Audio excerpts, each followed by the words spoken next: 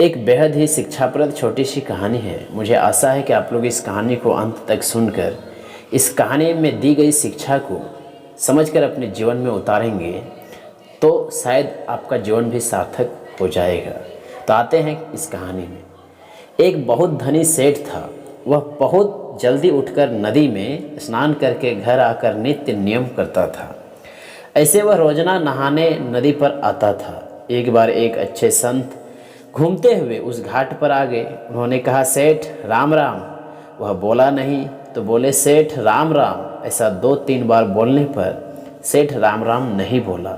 सेठ ने समझा कि कोई मांगता होगा, इसलिए कहने लगा, हट हट, चल हट यहाँ से। संत ने देखा कि अभिमान बहुत बढ़ गया है, भगवान का नाम भी नहीं लेता।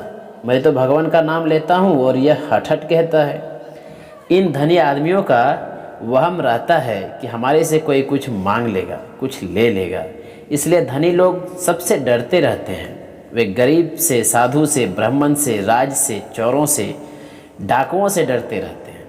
अपने बेटा पोता ज़्यादा हो जाएंगे तो धन का बंटवारा हो जाएगा, ऐसा भी डर लगता है उन लोगों को। संत ने सोचा कि इसे ठीक करना है, तो वे वैसे ही सेठ बन गए और उसी तरह का रूप बनाकर घर पर चले गए।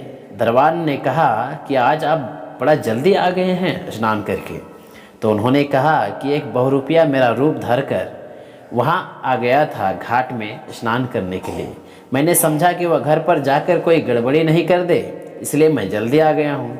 तुम सावधानी रखना, वह आ जाए तो उसे भीतर मत आने देना। सेठ घर पर जैसा नित्य नियम करता था वैसा ही सेठ बने हुए संत भजन पाठ करने लगे। अब वह सेठ सदा की तरह धोती और लोटा लिए आया तो दरबान ने रोक दिया। कहाँ जाते हो, हटो यहाँ से। सेठ बोला, तूने भांग पी लिया है क्या? नशा आ गया है क्या? क्या बात है, तू नौकर है मेरा और मैं मालिक हूँ तेरा। दरबान ने कहा, हट यहाँ से, नहीं जाने दूंगा भीतर। सेठ ने छोरों को आवाज़ दी, आज इसको क्या हो गया? तो उन्होंने कहा, बाहर जाओ, भीतर मत आना। बेटे भी ऐसे ही कहने लगे, जिसको पूछे वे ही धक्का दे। सेठ ने देखा कि क्या तमाशा हुआ भाई, मुझे दरवाजे के भीतर भी नहीं जाने देते हैं। बेचारा इधर उधर घूमने लगा, अब क्या करें। उसकी कहीं चली नहीं तो उसने राज्य में जाकर रिपोर्ट दी कि इस तरह आफत आ गई है। वे सेठ राज्य के बड़े मान्य आदमी थे। राजा ने उनको जब इस हालत में देखा तो कहा, आज क्या बात है, लोटा धोती लिए कैसे आए हो? तो वह बोला, कैसे कैसे क्या महाराज, मेरे घर में कोई बहरूपिया बनकर घुस गया और मुझे निकाल दिया बाहर। राजा ने कहा, 4 घोड़ों की बग्घी में आया करते थे, आज आपकी यह दशा। राजा ने अपने आदमियों से पूछा, कौन है वह, जाकर मालूम करो।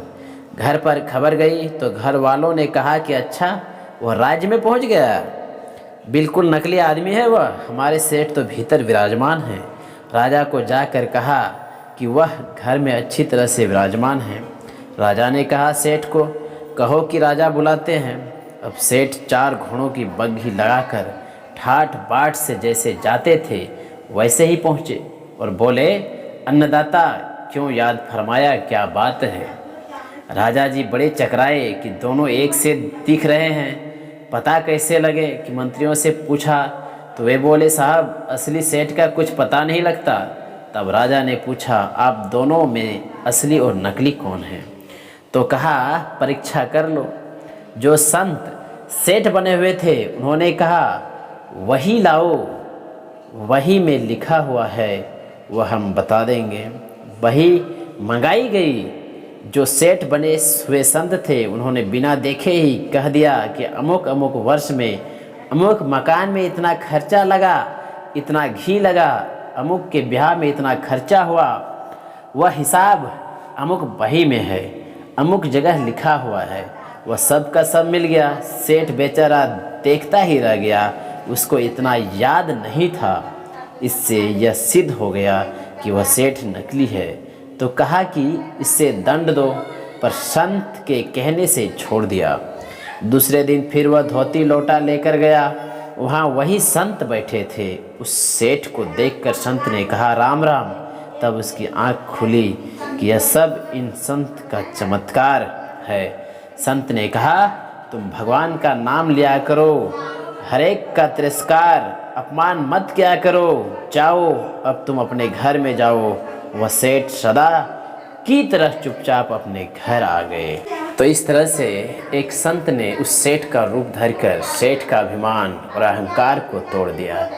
तो जब भी इस संसार में किसी को अहंकार, घमंड, अभिमान ज़्यादा हो जाता है तो उसका टूटना निश्चित है, उसका चूर होना निश्चित है। इसलिए हम लोगों की ज़िंदगी में यदि कभी अहम, अभिमान, अहंकार ना आए तब ही बेहतर है। यदि अहंकार आ गया है तो किसी न किसी रूप में वह टूटेगी, यह निश्चित है। यदि यह कहानी आप लोगों को अच्छी लगी तो इस यूट्यूब चैनल को सब्सक्राइब ज़रूर कर लीजिएगा, ताकि इस तरह की अच्छी कहानी आप लोगों को मिलती रहे। मिलते हैं किसी और कहानी में। धन्यवाद।